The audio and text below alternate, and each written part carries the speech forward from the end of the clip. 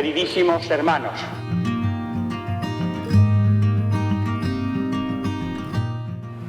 la intención principal, por no decir la única, del Concilio Vaticano II fue movilizar las energías de la Iglesia al servicio de la misión. La Iglesia no puede olvidar que ella misma nació cuando fue enviada al mundo a anunciar el Evangelio, la gran noticia de la presencia de Cristo Salvador y de la esperanza en la resurrección. Y el concilio en este momento trató de recordar a todos los cristianos que este envío, esta función activa al servicio del amor de Dios y de la esperanza, atañe a todos los miembros de la Iglesia, de suerte que teniendo delante, como ahora tenemos, la totalidad del mundo, sea también toda la Iglesia la que haga brillar ante ese mundo la luz de Cristo, la revelación del amor de Dios, el Evangelio. No obstante, todos los cristianos, en cualquier tiempo, comparando nuestras actitudes y respuestas con el encargo del Señor, hemos de experimentar vergüenza y confusión. Y en cierto modo podemos decir que esa dosis de vergüenza y confusión la experimenta en este momento toda nuestra Santa Iglesia. Porque aquel deseo vehemente y urgente del Concilio Vaticano II no se ha cumplido de manera plena y satisfactoria.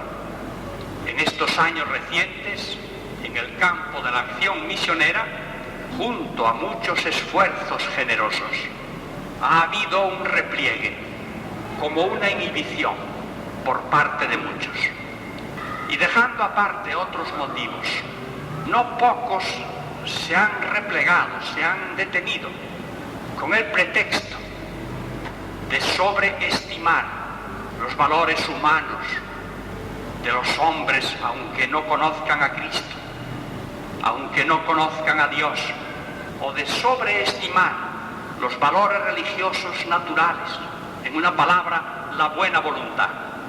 La Iglesia ha proclamado en el concilio que esa buena voluntad, donde existe y en todas sus formas, es también don de Dios, pero es don de Dios en forma de semilla que tiene que desarrollarse y fructificar, o como dice muy bien la Santa Iglesia, es una preparación para el Evangelio.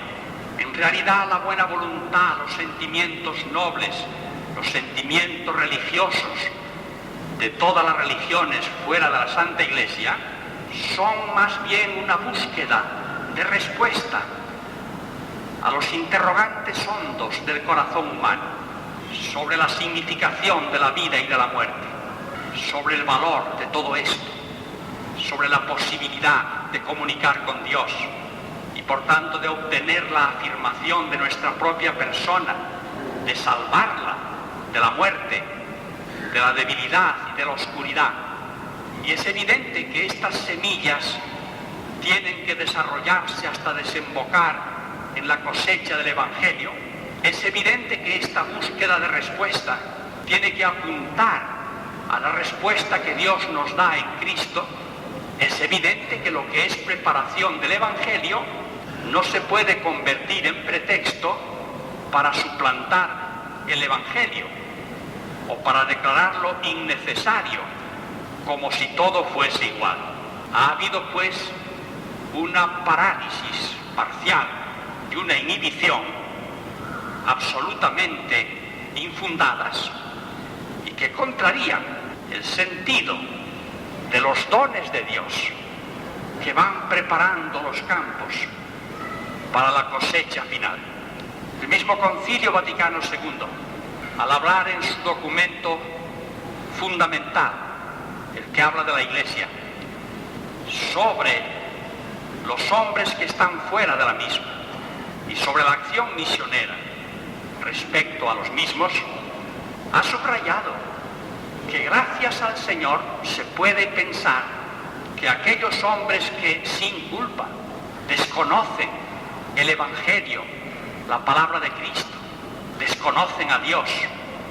Si por otra parte siguen con honestidad y sinceridad el llamamiento misterioso de la conciencia y buscan en cuanto es posible al Señor saliendo de sí mismos, con corazón abierto, pueden obtener la salvación, aunque pasen por el mundo sin conocer a Dios o a Cristo Jesús.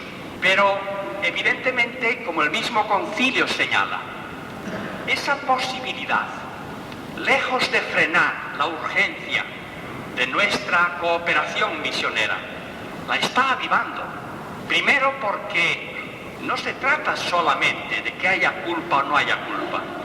Un huérfano abandonado no tiene culpa de serlo.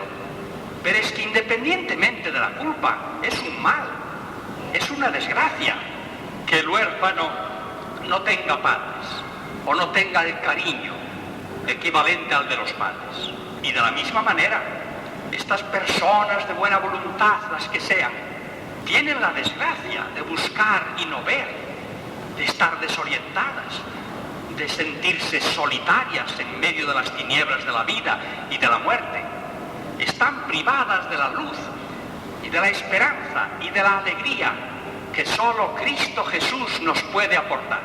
Por tanto, es urgentísimo que los que experimentamos esa luz, esa esperanza y esa alegría, tratemos de comunicarla a los demás, a nuestros hermanos. Y toda otra actitud es injustificable, es la negación misma del amor de Dios y del amor al prójimo. Pero el Concilio Vaticano II, en su gran constitución sobre la Iglesia, da un paso más con mucho realismo. Hemos hablado de la hipótesis de que hay gente que no conoce a Cristo, ni a la Iglesia, ni al Señor, y tienen buena voluntad, sin duda. Pero no exageremos la buena voluntad de nadie.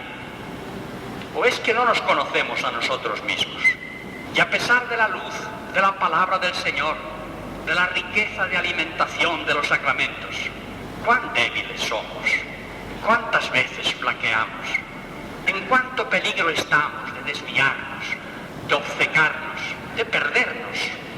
Es que van a ser de mejor condición en ese punto los huérfanos que los hijos con padre y con maestros, y por tanto, sin negar la posibilidad, que es don de Dios, el concilio nos hace pensar con muchísima razón que la historia demuestra, y la experiencia, que muchísimos hombres, por su debilidad, por los influjos de unos y de otros, terminan cayendo con destrucción de la buena voluntad en uno de dos abismos: el de la idolatría, el de poner todo su corazón en ellos mismos, en sus cosas, en sus planes, en este mundo, en el pecado, o en la desesperación. Y quizá en estos días prevalece lo segundo sobre lo primero. Y después de establecer este hecho, que es la misma evidencia, que el gran peligro del mundo es perderse o en la idolatría, en la adoración de sí mismo, o en la desesperación, el concilio con toda lógica añade: por tanto, es urgente, es indispensable que la Iglesia en su totalidad y todos sus miembros se consagren impacientes. Ay de mí si no evangelizare, dijo el apóstol, a llevar a estos hombres la luz, el anuncio que necesitan y en el fondo desean, para que la totalidad del mundo conozca al Señor y su buena voluntad se transforme en fe, en adhesión, en participación gozosa. Esta es la razón profunda de la gran exigencia de la acción misionera, a la que nos convoca el Señor mismo, a todos, por el hecho mismo de ser cristianos, y más en este tiempo, en que ya no vale ninguna de las excusas clásicas, de que son gentes lejanas, inaccesibles, y qué vamos a hacer, porque ahora es patente que todo está al alcance de nuestras manos, y de una manera o de otra, todos podemos colaborar, si hay buena voluntad, al servicio de esa gran, maravillosa tarea apostólica y misionera. Pues bien, mis queridos hermanos, y si es verdad que todos los cristianos sin excepción estamos continuamente convocados, urgidos a la participación misionera, podríamos comentar que esta participación en la acción misionera, en todas sus formas, es una renovación de nuestra propia juventud. Nadie predica el Evangelio si no tiene el corazón joven. Y como el corazón del cristiano es aquel en que habita el Espíritu, y lo propio del Santo Espíritu es renovar, rejuvenecer, dar vida, naturalmente que podemos afirmar que todos los cristianos, independientemente de su edad, en la medida en que son dóciles a la acción del Santo Espíritu, a la voz de la Santa Iglesia, todos son jóvenes. Y si son cristianos, tienen que ser especialmente misioneros, para ser dignos de la vocación que profesan. Y esto por razones transparentes. El joven, si lo es, tiene un corazón abierto, disponible, hacia un ideal, hacia algo que dé sentido, luz, grandeza a la vida. Y en el caso de los cristianos, tiene el don, la fortuna, que es gracia de Dios, de que no se trata de un ideal engañoso, como todos los ideales del mundo, que al poco tiempo se demuestra decepcionante. Y esa es una de las razones por las cuales tantos jóvenes, decepcionados de ideales falsos e inconsistentes, han renunciado a todo ideal, se han encerrado en la concha estrecha de su propio corazón, han perdido el deseo, el apetito, han renunciado, se conforman con ir tirando, encogiendo los hombros, cínicamente indiferentes, es decir, son viejos, y con ellos ya no se puede hablar, mientras no recobren la juventud. Y dentro de esta apertura natural e instintiva, cuando el organismo corporal y espiritual está sano, es propio de los jóvenes y no de otras edades el preparar, disponer sus proyectos sobre la totalidad de la vida. Los jóvenes proyectan su vida, y si lo hacen en el ámbito, en la atmósfera del ideal cristiano, que no es engañoso porque está realizado en Cristo Jesús, se muestra brillante en tantos hermanos, en los santos de la historia de la Iglesia, entonces la Iglesia tiene derecho a esperar que muchos de los jóvenes cristianos que están en el momento de proyectar su vida, la proyecten como respuesta a la vocación de Cristo, que desea que le sigan, dejándolo todo, para entregarse directamente a la acción misionera, para ser misioneros, para consagrarse al servicio del Señor y de los hermanos. El Papa Juan Pablo II ha dirigido a los jóvenes del mundo entero una carta densa, jugosa, en la cual va glosando principalmente el famoso coloquio de un joven contemporáneo de Jesús con el Señor. Maestro bueno, ¿qué he de hacer para alcanzar la vida eterna? Y el Papa recuerda que esto es lo propio de todo joven en toda época. Al ponerse ante la vida, ante su propio futuro, ante todo hacer la pregunta esencial: ¿cómo lograr que mi vida sea vida? Y no una pura transitoriedad, un fuego de virutas. ¿Cómo lograr que tenga sentido, que tenga valor, que sea eterna? Bien, todos conocemos la respuesta de Jesús: cumpliendo la voluntad de Dios, levantando el corazón a Dios, que es el único bueno. Pero el Papa no oculta que además de eso, con lo que se conforman muchos jóvenes en su vida ordinaria, que es muy importante situar su vida en relación con Dios, aceptar la voluntad de Dios, aceptar el orden moral que procede de Dios, pensar que la vida no es un capricho del que se puede disponer arbitrariamente, sino un encargo, una misión que hay que cumplir. En la misma línea de esa vocación general, Papa recuerda que el diálogo de Jesús con el joven en el Evangelio continúa. El joven presumió de que él ya cumplía eso, los mandamientos. Pues puedes hacer algo más. Despréndete de todo lo que tienes, libérate, entrégate, sígueme para dedicarte plenamente a esta labor de anunciar e instaurar entre los hombres el reino de Cristo, acompañando a Cristo e imitando a Cristo en su estilo de vida.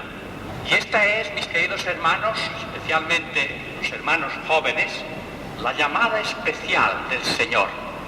No quiero terminar sin decir que el Papa, en esa misma hermosa carta y encabezándola, aduce un texto precioso del apóstol San Pedro, dirigido a los destinatarios de una de sus cartas, y que el Papa aplica particularmente a los jóvenes, porque suele decirse, recuerda él, que los jóvenes son la esperanza, ya que tienen el futuro por delante y tienen ideales y buen ánimo, y en ese sentido son la esperanza. Evidentemente no pueden ser la esperanza si no tienen esperanza. Y en realidad, fuera de la comunión con Dios y con Cristo Jesús que nos lo revela, ¿qué esperanza cabe? Por eso los jóvenes sin Cristo, sin corazón religioso y puro, se caracterizan porque han renunciado a la esperanza, porque han envejecido. Pero si tienen esperanza, como la tenemos todos los cristianos, entonces, dice el apóstol, estad siempre prontos a dar razón de vuestra esperanza a cualquiera que os la pida. ¿No es este acaso el objeto de la acción misionera? Sobre todo en esta época de la historia, en que el mundo ha perdido la esperanza, en que todo es cerrazón, gris, ni hay esperanza, ni siquiera hay ilusiones, ni siquiera ilusiones engañosas, que por lo menos eran una apariencia. Ahora todo está muy claro. La gente trata de compensar la falta de auténtica esperanza con un permisivismo cómodo, irresponsable, una especie de encogimiento cínico de hombros, un ir tirando a lo que salga, pero eso no la satisface. Eso es vacío, angustioso, dramático. El mundo está pues hambriento de esperanza, y el esfuerzo misionero es la comunicación de la esperanza, la revelación de que hay una esperanza que está por encima de las engañosas, de las ilusiones falsas. Cristo, perpetuo joven, manantial de juventud, esperanza realizada, prenda de nuestra esperanza.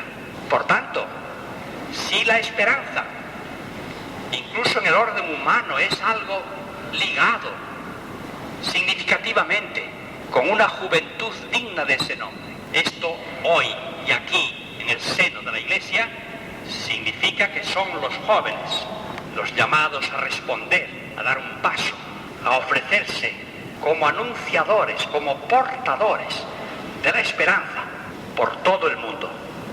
Y que los jóvenes nos reanimen a nosotros, los que queremos ser perpetuamente jóvenes, pero no ya en edad, no ya en disponibilidades, no ya en posibilidad de proyectar, no ya en fuerzas, y que todos formemos una piña de servicio, de irradiación luminosa, para bien de los hermanos, para gozo de nuestros propios corazones, para gloria de Dios. Que Santa María, Madre de todos, nos acompañe como acompañó a los apóstoles, a la Iglesia primitiva, en el momento mismo de iniciar la gran aventura de su expansión misionera, que ahora continúa y a la que ahora nosotros queremos nuevamente incorporarnos. Que así sea. Has escuchado Fuego en la Noche,